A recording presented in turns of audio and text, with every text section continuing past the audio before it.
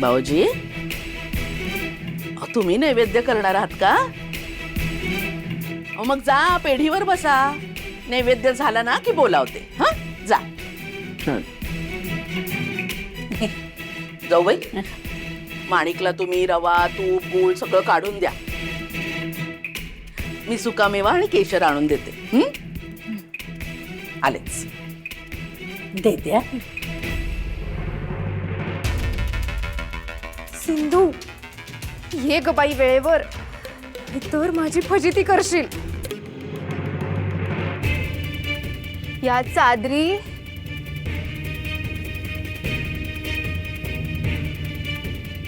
हे कपडे, एका चादरीत हे सगळं गाठोडं बांध आणि नदीवर जाऊन लख धुवून आण.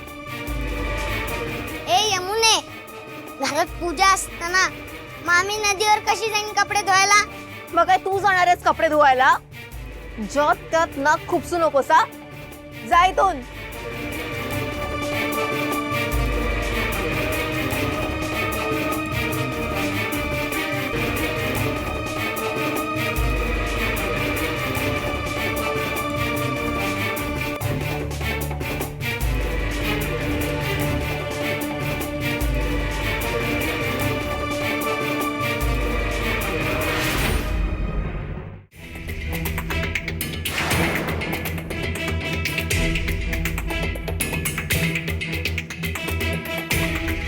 सिंधू अजून आली कशी नाही?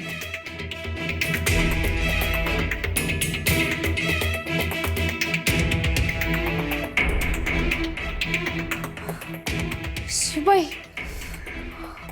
फार उशीर नको व्हायला. एकतर चूल घरातून सगळ्यांना बाहेर पिटाळलंय.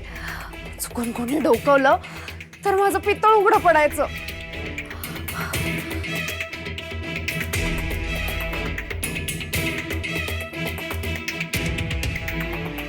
अगं, मंद मूर्ख आहेस का ग तू जरा? मी सांगितलेला शिराचा डबा कुठे? ते पावसाच्या पाण्यानं घसरट झालं ना, तर धावताना पडले. अगं तुझं काही का होईना, मी सांगितलेला शिऱ्याचा डबा कुठे आहे? ताई, डबा सांडला आणि पाहायला बी लागलं. मेली का नाहीस ग? मूर्ख कुठची. तू जाच.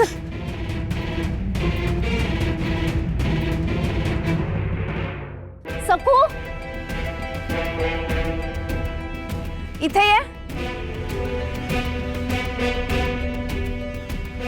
काय ग, कुठे निघालीस? अहो, नदीवर कपडे धुवायला सांगितलेत ना. ते सगळं नंतर कर, तू आधी चल माझ्यासोबत.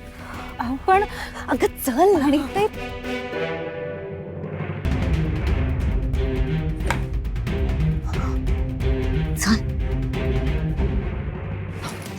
ए चुप, बोलू नको.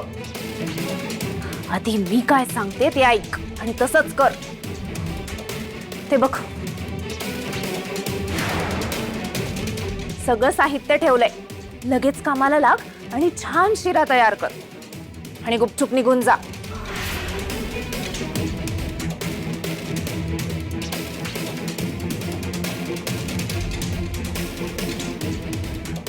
अगं बघत काय उभी आहेस? लाग ना कामाला. आणि शिरा तू केलायस हे कुठेही बोलायचं नाही. तुला सावकारांची शपथ आहे.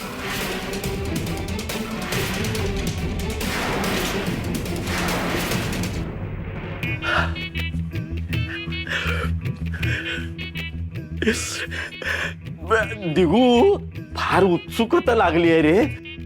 आज तुझी गृहलक्ष्मी साक्षात अन्नपूर्णेच्या रूपातली माणिक शिरा करणार आज. दिगू, अरे ऐकतोयस ना रे? मला काय वाटतं की कशी असेल रे चव? नाही म्हणजे काकूपेक्षा वेगळीच असेल म्हणा, पण ती सडळ हाताने तूप घालेल ना रे, नाही त्यामुळे जरा चव वेगळी येते रे. ए दिगू, सांग ना रे, कशी असेल रे चव? तुला काय वाटतं? खरं सांगू का, आजपर्यंत ना मी तिच्या हातचं काही खाल्लेलं नाही रे, त्यामुळे अंदाज येत नाही ना. पण पुढे जे काही येईल ना ते चविष्ट असायला हवं, नाहीतर मग उपवास घडायचा रे. आपल्या घरामध्ये सुकामेवा तूप भरपूर प्रमाणात आहे, पण नुसतं एकत्र करून चव येत नाही रे.